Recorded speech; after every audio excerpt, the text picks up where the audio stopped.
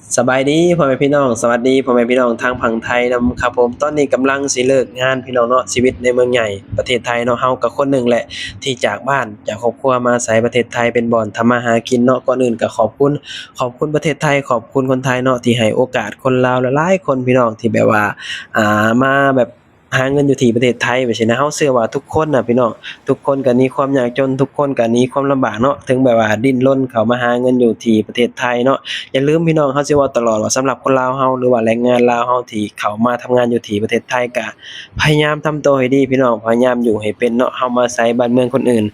พยายามอย่าสร้างความวุ่นวายให้บ้านเมืองคนอื่นเนาะอยู่ในกรอบในเกณฑ์พี่น้องที่สำคัญก็ต้องอยู่ให้ถูกต้องตามกฎหมายเนาะถ้าเฮาอยู่ถูกต้องตามกฎหมายแล้วเฮาก็สิอยู่สบายบ่มีไผมาเฮ็ดหยังเฮาได้พี่น้องแล้วก็เวลาเฮาทำงานทำหยังมันก็สบายใจแล้วก็พ่อแม่ทางบ้านเฮาก็สบายใจเนาะ เพราะว่าปัจจุบันเนี่ยคนลาวเองก็มาหาเงินอยู่ที่ประเทศไทยค่อนข้างที่จะหลายเลยแหละเนาะหลายคนก็เข้ามาก็ประสบความสำเร็จบางคนก็อาจจะบ่ประสบความสำเร็จก็มีก็แล้วแต่คนพี่น้องการที่เฮามาหาเงินนี่บ่ว่าสิอยู่ไสก็แล้วแต่เนาะถ้าเฮาตั้งใจถ้าเฮาแบบว่าอ่ตั้งใจหาเงินตั้งใจเก็บตั้งใจออมนี่มันก็ได้พี่น้องถ้าเกิดว่าเฮาบ่ตั้งใจเฮามัวแต่ลิ้นเฮาแต่มัวแต่แบบหลงแสงสีไปสิจังใดมันก็บ่ได้เนาะเพราะฉะนั้นแล้วก็ตั้งใจเก็บเงินพี่น้องวันเวลามันบ่เคยท่าเฮาดอกเนาะวันเวลามันหมุนไปเรื่อยๆนำมือเฮาเฒ่านำมือเฮาแก่ เฮามีโอกาสมาหาเงินอยู่ที่ประเทศใดก็พยายามหาเอาพี่น้องมื้อหนึ่งเฮาก็ต้องกลับเงินอยู่บ้านเฮาเนาะถ้าผู้ใดรีบเก็บผู้ใดรีบหานี่มันก็สิได้กลับเมื่ออยู่บ้านไวถ้าผู้ใดแบบว่าบ่พาเก็บบ่พาหานี่มันก็สิได้กลับเมื่ออยู่บ้านช้าพี่เนาะเพราะฉะนั้นแล้วก็ต้องตั้งใจหาเงินพี่น้องเนาะการที่มาหาเงินอยู่ที่ประเทศไทยนี่คนที่จะเก็บเงินได้หลายที่สุดนี่คือคนที่ยังบ่ทันมีครอบครัวคนหนุ่มคนสาวเนาะแบบว่ายังบ่ทันมีครอบครัวนี่ สิเก็บเงินได้ค่อนข้างที่จะไวพี่น้องเพราะว่าค่าใช้จ่ายนู่นนี่นั่นภาระหน้าที่มันอาจจะบ่หลายเท่ากับคนที่มีครอบครัวเนาะคือเฮานี่มีครอบครัวนี่ค่าใช้จ่ายเฮาก็ค่อนข้างที่จะหลายถามว่าเก็บเงินได้บ่มันก็ได้นั่นแหละแต่ว่ามันอาจจะได้น้อยอาจจะได้ช้ากว่าคนที่ภาระหรือว่าค่าใช้จ่ายบ่หลายแบบซี้นะเพราะฉะนั้นแหละช่วงวัยรุ่นน่ะเป็นช่วงที่เก็บเงินได้ดีที่สุดถ้าเกิดว่าเฮาตัดสิ่งที่แบบว่ามันบ่จำเป็นออกไปอย่างเช่นไปเที่ยวเก่งบ่ หลงแสงสีบ่หรือว่าแบบไปนู่นนี่นั่นแบบซี้นะถ้าเฮาตัดสิ่งพวกนี้ออกไปนี่เฮาก็สิเก็บเงินได้ดีเนาะถ้าเกิดว่าเฮายังเที่ยวเก่งเล่นเก่งแบบยังบ่ทันคิดที่อยากเก็บเงินแบบซี้มันแน่นอนแหละมันก็เก็บเงินบ่ได้พี่น้องเฮาเองเฮาก็เคยผ่านชีวิตวัยรุ่นมาเนาะถามว่าชีวิตวัยรุ่นมันสอนหยังเฮาบ่มันก็สอนหลายอย่างเด้พี่น้องเนาะโดยเฉพาะปัจจุบันนี่อะมันสอนให้เฮาคิดว่าอ๋อถ้าเกิดว่าสมัยตอนเฮาวัยรุ่นนี่ เฮาตั้งใจเก็บเงินหลายกว่านี้ไปซี้นะเฮาอาจจะมีทุกสิ่งทุกอย่างไปแล้วไปซี้นะแต่ว่าช่วงวัยรุ่นน่ะเนาะในยุคสมัยที่เฮายังเป็นวัยรุ่นมันอาจจะบ่มีความคิดว่าอยากเก็บเงินถามว่าเก็บบ่มันก็เก็บนั่นแหละแต่ว่ามันก็เก็บแบบว่าบ่ได้ตั้งใจเก็บจริงๆจังๆแบบซี้นะมีใช้ไปหาไปใช้ไปจั่งซี้เนาะนี่แหละพี่น้องชีวิตในเมืองใหญ่ประเทศไทยเนาะตอนนี้ก็เดินผ่านหน้าเซเว่นพี่น้อง แต่ละมื้อเลิกงานมาเฮาก็สิเดินผ่านหน้าเซเว่นตลอดเนาะบางมื้อก็อาจจะได้แวะซื้อของอยู่ของกินพี่น้องเพราะว่าไว้กินยามมื้อเช้าเนาะเวลาเฮาตื่นขึ้นมาแล้วเฮาหิวจั่งซี้บางทีก็เข้าไปซื้อของกินไว้ขนมไว้บางทีก็เบิดประมาณ30บาท20บาทจังซี้เพราะว่าแต่ละมื้อของเฮาสิใช้เงินประมาณ30บาท20บาทจังซี้นะพี่น้องก็พยายามที่จะประหยัดให้ได้หลายที่สุดเพราะว่าเฮาเองเฮาก็มีครอบครัวเนาะเฮาก็ต้องประหยัด เพื่อที่จะ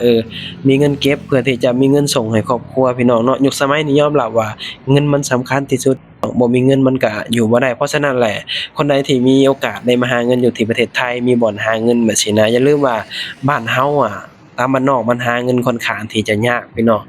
งในเมื่อเฮามีโอกาสเข้ามาหาเงินอยู่ที่ประเทศไทยแล้วแบบมันได้เงินได้หยังก็พยายามเก็บเอาพี่น้องพยายามตั้งใจหาเนาะ ในมื้อหนึ่งแบบว่าเฮาเฒ่าแก่ไปเฮาสิก็สิสำบายพี่น้องถ้าเกิดว่าเฮามีเงินแบบซี้นะถ้าเกิดว่าเฮายังลิ้นยังเที่ยวอยู่แน่นอนมันบ่มีเงินเก็บอยู่แล้วเนาะเฮาเองเฮาก็ผ่านช่วงแบบชีวิตวัยรุ่นมาแบบซี้นะถ้ามันย้อนไปได้เฮาก็คงสิแบบตั้งใจเก็บเงินมากกว่านี้พี่น้องตั้งใจหาเงินมากกว่านี้แต่ว่ามันก็ย้อนไปบ่ได้เวลามันบ่เคยท่าไผอยู่แล้วพี่น้องเพราะฉะนั้นแล้วสิ่งที่เฮาผ่านมามันก็สอนเฮาประสบการณ์แบบซี้นะสอนเฮาว่าการใช้ชีวิตโน่นนี่นั่นในแบบโลกปัจจุบันนี่นะ โดยเฉพาะปัจจุบันนี้พี่น้องทุกสิ่งอย่างคืออย่างเขาเว้าว่าทุกสิ่งอย่างมันใช้เงินสำคัญที่สุดเนาะบ่มีหยังสำคัญเท่าเงินอีกแล้วพี่น้องเงินก็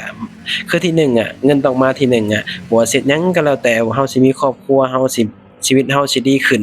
ชีวิตเฮาสิสบายขึ้นนี่อันดับแรกเลยต้องมีเงินเนาะที่ทุกคนบ่มีความสุขที่ทุกคนแบบว่าวุ่นวายในครอบครัวไปสิก็คือบ่มีเงินนี่เนาะถ้ามีเงินนี่ปัญหาทุกสิ่งทุกอย่างมันสิจบพี่น้องปัญหาทุกสิ่งทุกอย่างมันสิแก้ได้เนาะ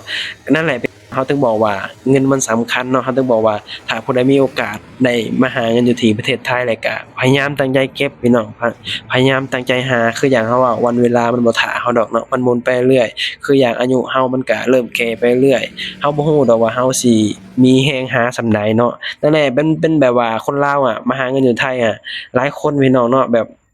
บ่อยากสิจะกลับบ้านเนาะเพราะหยังฮู้บ่หลายคนก็บอกว่าตราบใดที่ยังมีเหือมีแรงอยู่ยังบ่อยากทันกลับมาอยู่บ้านจังซี้นะได้ถ้าเกิดว่ากลับมาอยู่บ้านปึ๊บ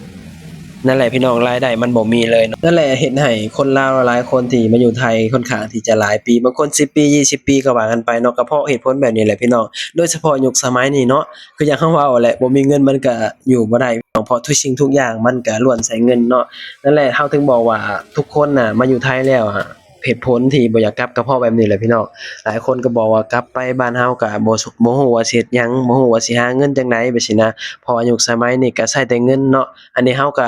ต้องเข้าใจพี่น้องเนาะเฮาเองเฮาก็เคยกลับเมื่อใช้ชีวิตอยู่บ้านจังซี้นะเฮาก็ต้องกลับมาอยู่ไทยคือเก่าเพราะว่าพอเมื่อบ้านแล้วก็คืออย่างที่เขาเว้าว่าบ่ฮู้ว่าสิหาจั่งใดแบบซี้นะเพราะว่าอย่าลืมว่าตามบ้านนอกเฮาตามชนบทเฮานี่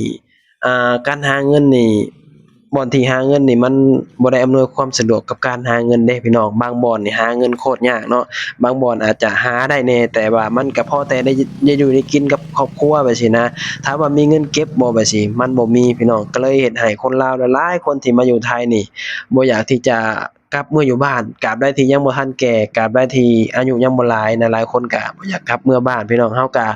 ก็คนหนึ่งเนาะเฮามีความคิดว่าตราบใดที่เฮาอายุยังบ่หลายเฮายังบ่อยากกลับคือกันพี่น้องเนาะเอาไว้อายุเฮาหลายขึ้นเฮาบ่มีเหือมีแรงแล้วเฮาถึงจะกลับหั้นนะเพราะว่ามันจำเป็นเด้พี่น้องเนาะหลายคนก็บอกว่าอ้าวถ้าเกิดว่ากลับเมื่อช่วงที่เฮาบ่มีเหือมีแรงแล้วซึ่งมันก็คือคนบ้านนอกอะพี่น้องเนาะคนบ้านนอกหรือว่าคนจนนี่หนทางที่จะให้เลือกนี่มันค่อนข้างที่จะน้อยเด้พี่น้องเฮาบ่มีสิทธิ์ที่จะเลือกอะเนาะเฮาแบบคือจั่งใดอะสิทธิ์เฮาคือแบบว่าต้องแบบหาเงินอย่างเดียวนะบ่อนใดที่มันหาเงินได้อะเฮาก็ต้องอยู่อะบ่ฮู้ว่าอนาคตมันเป็นจังไดอันนี้เฮาบ่ฮู้แต่ว่าปัจจุบันนี้เฮาคิดว่าบ่อนใดที่เฮาแบบพอเลี้ยงครอบครัวเฮาได้พอเลี้ยงชีวิตเฮาได้มีชีวิตที่ดีขึ้นได้นี่เฮาก็ต้องอยู่เนาะวันหนึ่งเฮาเบิดเหือเบิดแรงบัดสิเฮากลับไปเฮาก็บ่ฮู้ดอกว่าสิเฮ็ดหยังได้แบบซี้นะอันนี้ก็มันเป็นเรื่องของอนาคตอันนี้ก็บ่ฮู้ว่าสิอธิบายจั่งใดพี่น้องแต่ว่าปัจจุบันนี้มันแบบอยู่ไทยมันหาเงินง่ายอยู่ไทยมันหาเงินได้ ก็อยู่ไปหาไปพี่น้องเนาะตอนนี้ก็ฮอดห้องพักเป็นที่เรียบร้อยพี่น้องเนาะตอนนี้เฮาก็สิได้ขึ้นพักผ่อนและอาบน้ำมื้ออื่นก็ลุยงานต่อพี่น้องชีวิตในเมืองใหญ่ก็บ่มีหยังหลายเนาะยามมื้อเช้ามาก็ไปทำงานยามมื้อแลงมากลับห้องสิ้นเดือนมาก็ได้เงินพี่น้องเนาะขึ้นห้องก่อนบาดนี้ตอนนี้ก็ขึ้นมาฮอดห้องเป็นที่เรียบร้อยพี่น้องแล้วก็สิอาบน้ำแล้วพี่น้องอาบน้ำแล้วก็สิพักผ่อนแล้วก็มื้ออื่นก็ลุยงานต่อเนาะคลิปนี้ก็ เฮาก็สิปิดคลิปแล้วเนาะก็ขอบคุณเนาะขอบคุณพี่น้องหลายที่เสียสละเวลาเข้ามาเบิ่งมาชมแล้วก็เข้ามาให้กำลังใจเฮาตลอดเนาะก็สิเข้าห้องและสิอาบน้ำอาบหยังบัดนี้เนาะเอาไว้พอกันคลิปหน้าพี่น้องคลิปนี้ก็สิไปแล้วสบายดีสวัสดีครับผม